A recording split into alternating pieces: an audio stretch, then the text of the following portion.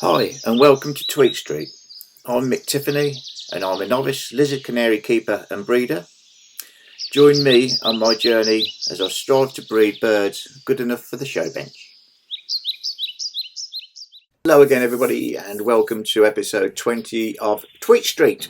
And what's been happening this week? Well, I've been hand feeding some of the young, just 10 of the young. We've had the weather's been up and down, so I wanted to keep on top of that just to make sure they were kept full. And just a weekly roundup of what's been going on. We've had some strange old things going on, and yeah, that's what we got. So stay tuned. Okay, first thing, got up, went out to the AV, and in the garden heard a bit of chirping behind me, and here we go. Look, we've got some young blackbirds just fledged. Don't know where they were nesting. There is a small wood close to us, so we've got 3 young blackbirds. Turdus marula, if you like a bit of Latin. 2 on the floor. The father was just out of, I couldn't get him, he was just around the corner of the aviary, pecking around for some worms and stuff. But he'd brought the 3 kids out. There's 2 on the floor, and I'm just going to zoom up quickly. Fantastic camera work, eh? Spring watch, eat your heart out, mixing town. There we go. I thought it was a brilliant start to the day. I love that. Weather's been mainly warm. It's been up and down a little, got some chilly spells. In the garden there's the polygonum, doing really well. This is a type of polygonum called Falloppia orberti. Hey, more Latin. Hey, we're learning some today. Grows really well, as you can see. Really pushes out well, grows very quick. And I just got a little video clip. I'll just give them 2 leaves a day for the young uns, and the hope is that it will assist in turning their legs, feet and beak darker, as dark as possible. It also obviously helps when they're outside getting the sun, but at the moment these are coming inside because somebody was dropping feathers a little bit, one of them, and I wanted to control the colour factor as we were going through, and I can only do that when they're really on their own. I don't want any of the birds pecking feathers out because they'll grow back oddly. So yeah, so it's they do really, as you can see, they're straight on it when it goes in. They like the leaves. I'll give them a good rinse first outside. Got a hose pipe in the garden, just give them a good old rinse off with that, and all the birds get some of that. So it does grow really well. It is in a pot, but the roots have gone through the base of the pot into the garden itself. It's very, very vigorous, so if anybody's thinking of growing any, I'd recommend a large pot, a couple of good stakes or something to keep it upright. There's a metal pole in the centre of the bush to keep it upright, which is leaning a bit because of the weight of all the leaves, but hopefully they'll keep eating it. I keep trimming it, they're eating it, and it's still, I can't keep up with it. But yeah, it should help with the darkness, and as you can see, one of the young ones really enjoying it. So this week as planned, we had a few chicks hatch out. Should have been about 13, we had 10. I'll explain a little bit later, but I wanted to keep these topped up food wise because of the weather going up and down.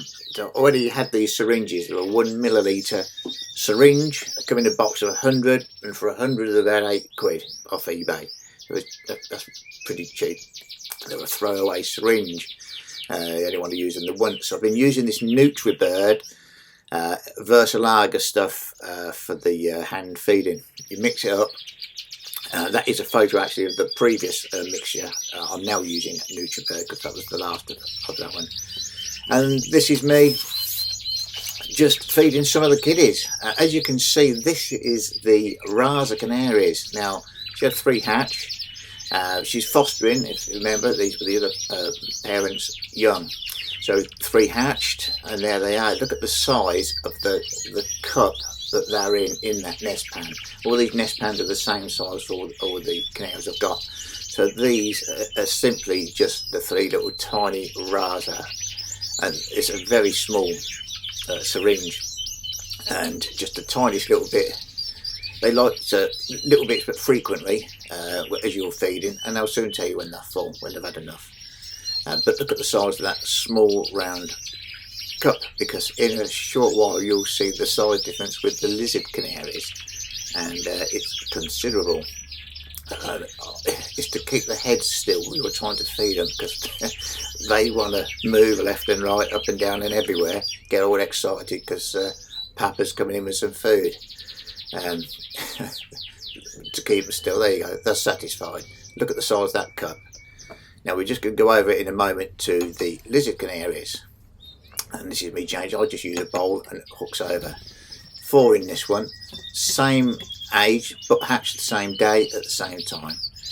You can see the cup itself is a lot bigger. It's almost twice the size, the actual cup they're sitting in, and the chicks are an awful lot bigger too. They're just as hungry, just as easy to keep still as you can see when you're trying to feed them.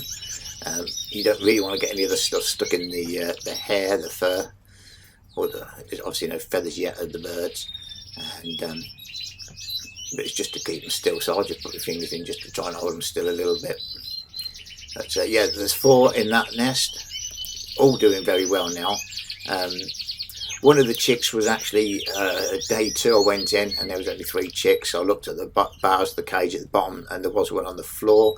Parent must have hooked it by mistake with his foot as they were exiting the nest, and it must have came out. But fortunately I warmed it up, blew into my hands, kept it warm, put it back in, started feeding it, and it come round okay and it's caught up with the rest. So yeah, trials and tribulations, isn't it, as in the hobby.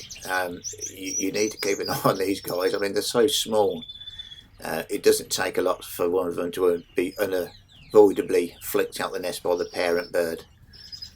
It's a lovely thing to hear and see when you're feeding them.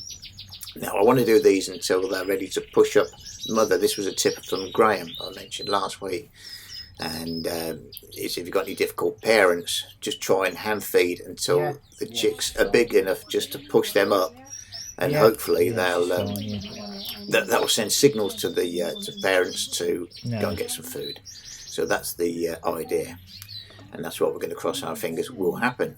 Okay, so we will see. Now this nest of 3 is lizards again. They're only a day older than the others. These popped out on day 13 instead of day 14, and you can see there's still a bit of a difference. One of them he still is a little, or she is still a little bit, or not keen on eating, but it has been, and I've been making sure it has some food, so hopefully that will get the gist. Needs to be up with the rest. I don't want it to lag behind. In a nest of 3 or 4, you tend to find one will bolt bigger than the others. They just grow a lot quicker, and you want to be mindful that they don't control and get out of hand and stop the others from getting their share. Normally the parents are very good in spacing it around, but this is me being daddy to them, so I just want to make sure they're all getting a fair chunk of food.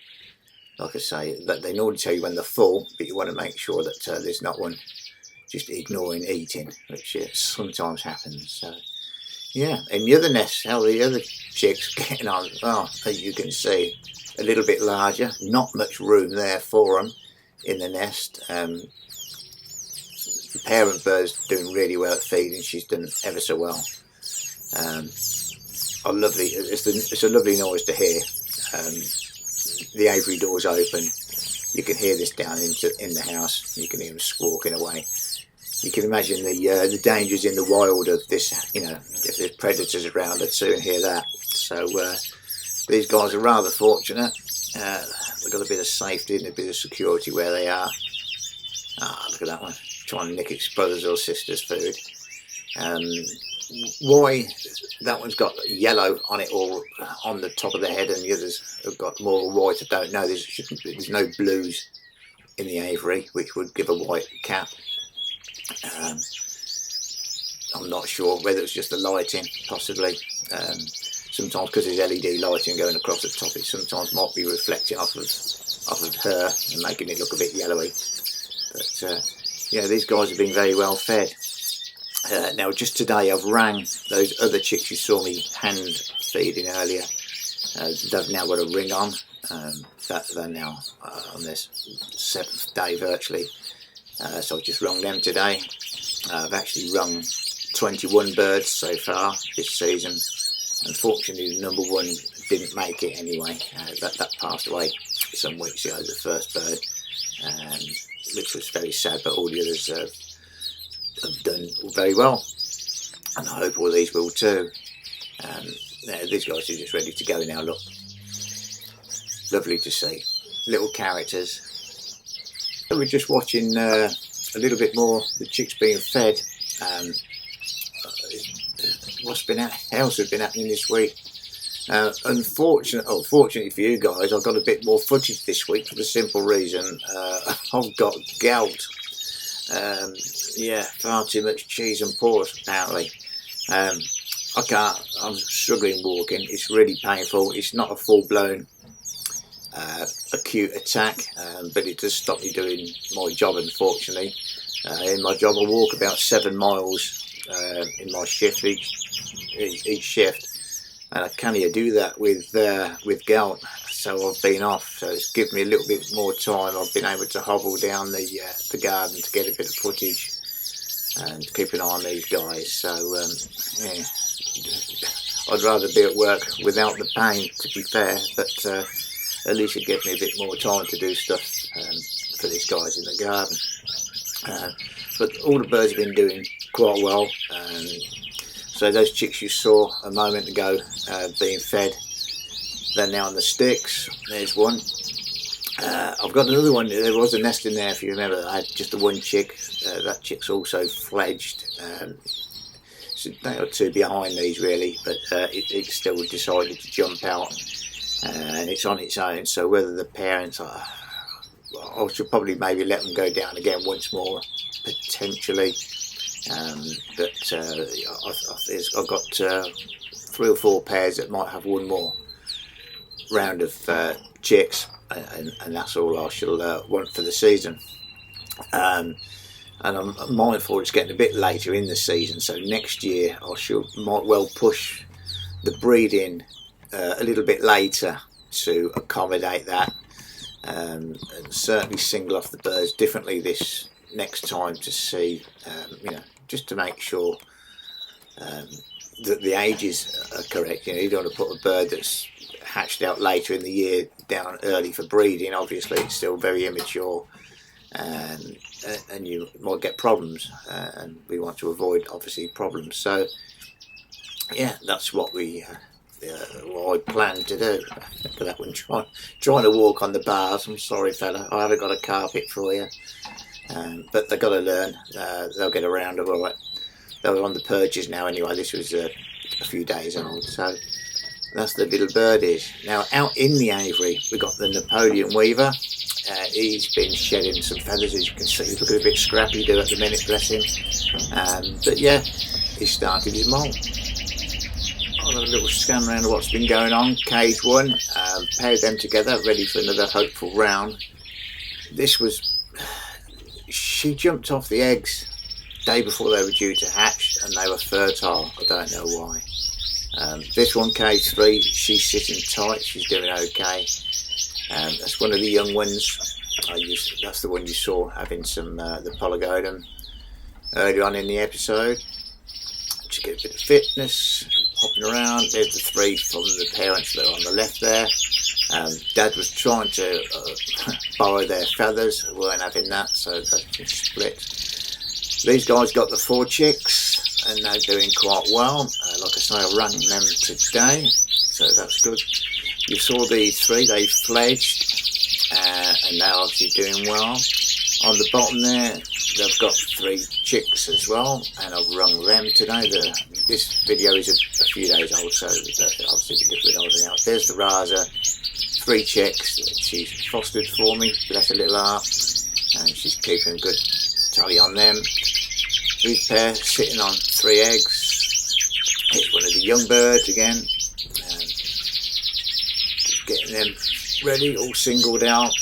Would have liked them outside a little bit longer, but somebody was dropping feathers. 1 or 2 of these have got a different, the chest is coming through. This guy was a bit poorly, and I just singled him off, and he's fine now. He's just lost a bit of hair at the front of his head. Looks like he's got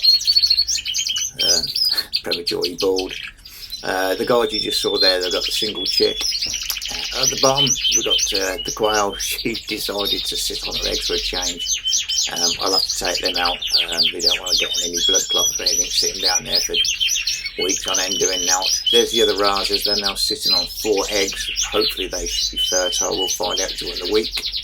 I'll probably do a bit of candling, and then maybe I'll try and film that for you for next week. Those guys are also sitting on eggs. And then we've got the 3 remaining youngsters that were outside that are now in. Like I say, one of them's been losing a couple of feathers because on the chest it's come through gold. But we just wait for the molt to start in earnest, and then we'll see what we got. So that's a rundown of the birds for the week. Everything for another week. Thank you very much, everybody, for taking the time to watch and view. Really appreciate that. Hope you enjoyed it. Hope you're doing well. Hope your birds are doing well. And we'll see you next week, and we'll see what happens over the next 7 days. So take care, everybody. Bye bye.